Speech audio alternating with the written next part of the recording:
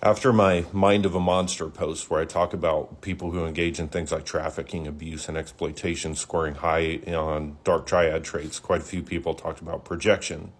It's real and it matters. Let's talk about it. Projection isn't just a personality quirk or a debate tactic. It's a real psychological and neurobiological process. In people who engage in exploitation, abuse, or coercive control, there's often a breakdown in the brain systems responsible for things like empathy, moral integration, and self-reflection. Networks involving the medial prefrontal cortex, the anterior cingulate cortex, and the insula don't communicate the way that they do in healthier systems. The result is a person with limited capacity to integrate things like intent, responsibility, and consequence. At the same time, their threat detection system, especially in the amygdala, tends to stay extremely active. And this creates tension inside of the system. The brain registers something that doesn't sit right or isn't socially acceptable, like an impulse, a contradiction, or a moral violation, but it lacks the tools to absorb it and process it internally. When self-reflection is weak, the tension has to go somewhere, so it gets pushed outward. Projection is what happens when intent is reassigned.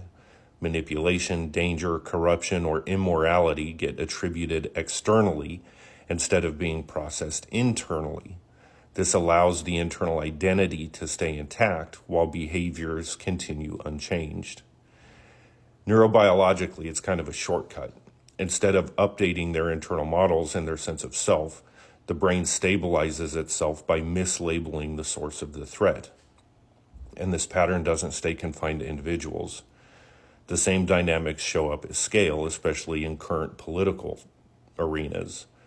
When movements, institutions, or leaders face internal contradictions like ethical failures, power consolidation, or accountability pressure, projection becomes an efficient organizing strategy.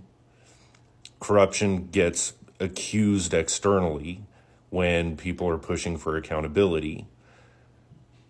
The people that they're trying to control get labeled as threats. Moral decay is assigned elsewhere to avoid confronting it internally. None of this is random. Things like boundaries, oversight, and dissent activate their threat circuitry, individually and collectively.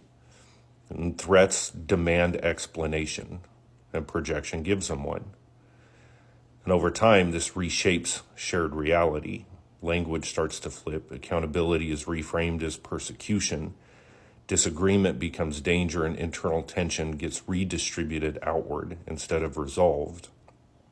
Projection is an insight. It's displacement.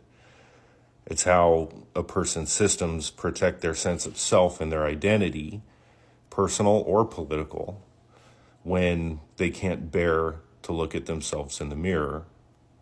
And understanding this makes it easier to see why projection escalates under pressure and why it causes so much damage. I'm Ian. This is the Decency Rebellion.